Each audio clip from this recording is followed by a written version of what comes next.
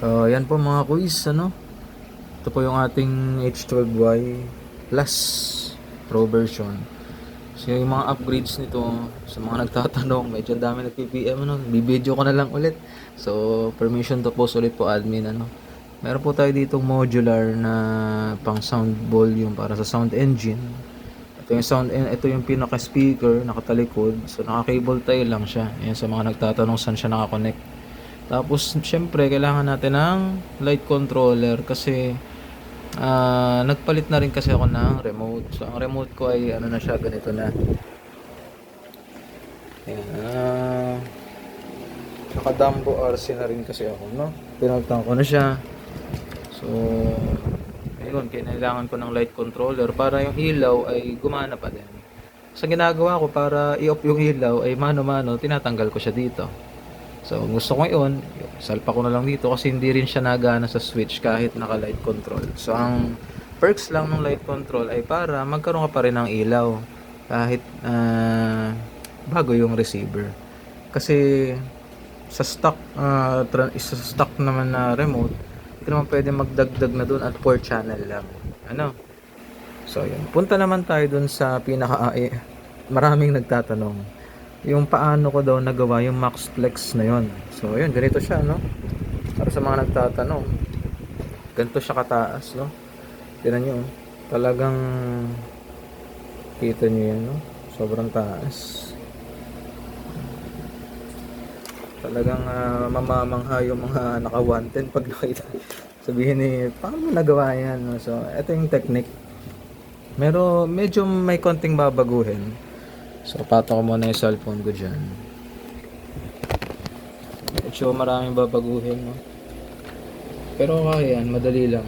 Hindi ako ganun ka-expert, no? Pero kung medyo magaling kayo sa math, mas maganda kasi may mga tamang angle eh.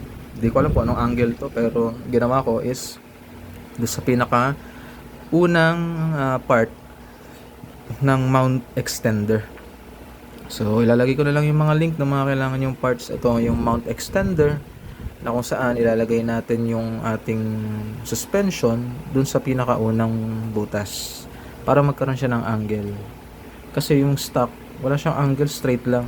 So pangit siya pagdating sa climbing. Tsaka pangit siya pag nagdo-droop kasi straight. Dapat sa drop kasi is naka-angle. Ano, mas maganda kay pinakadulo kaso dahil wala tayong budget sa mas mahabang suspension, mas mahal kasi yun, mas mahaba. 90mm lang to. Kaya dito lang tayo sa angle na yan. Pag inilagay naman natin siya dito sa pinakadulo, iikli yung suspension, papangit yung drop. Hindi na siya magandang tingnan sa drop. Yan yung ating first modification. Second modification, mga boys, itong pinaka-suspension na to. Kasi yung suspension na to, meron niyang kasamang spring, di ba? So, ang spring na is gaganto yata kahaba yan. Yan, gaganyan siya kahaba. Ang ginawa ko is, tinabas ko siya ng 50% pa. So, bali overall, yung pinaka-spring na nandyan ay ganun lang siya kaikli. Ano? So magtataka kayo bakit may play siyang ganyan. Kung ganun siya kayo, di dapat lulubog lang siya, 'di ba? Ganyan lang siya. So ngayon, ang technique na ginawa natin, tinimplahan lang natin siya ng silicone oil. So ang nilagay kong timpla ay 200 CST.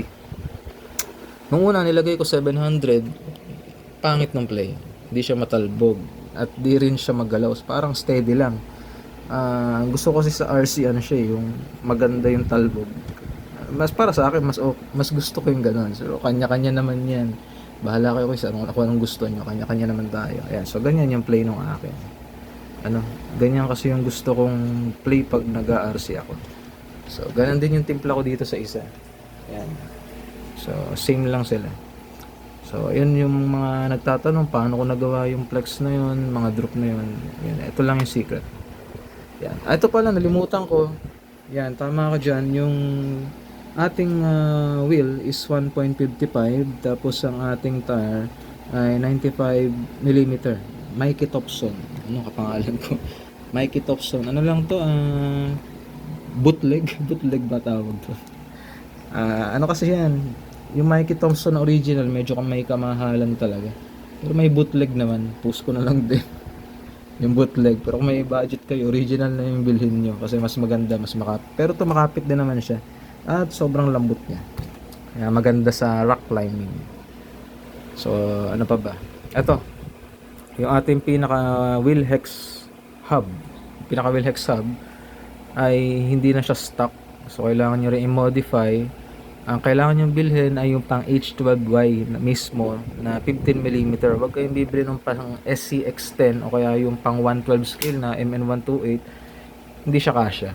Ano? Kasi tinry ko yung sa MN128 dito dati kasi may spare pa ako nung pang 128. Wala, hindi siya kasya. So, hanggat maaari, maghanap kayo nung pang H12Y talaga. So, ilalagay ko na lang din yung link. Ano? So, sana doon kayo bumili sa link na ilalagay ko. At ayan, so ayan mga guys, yung ating pinaka H12Y. Paano siya nagkaroon ng ganyang kataas na flex. Ano? So, peace out mga guys.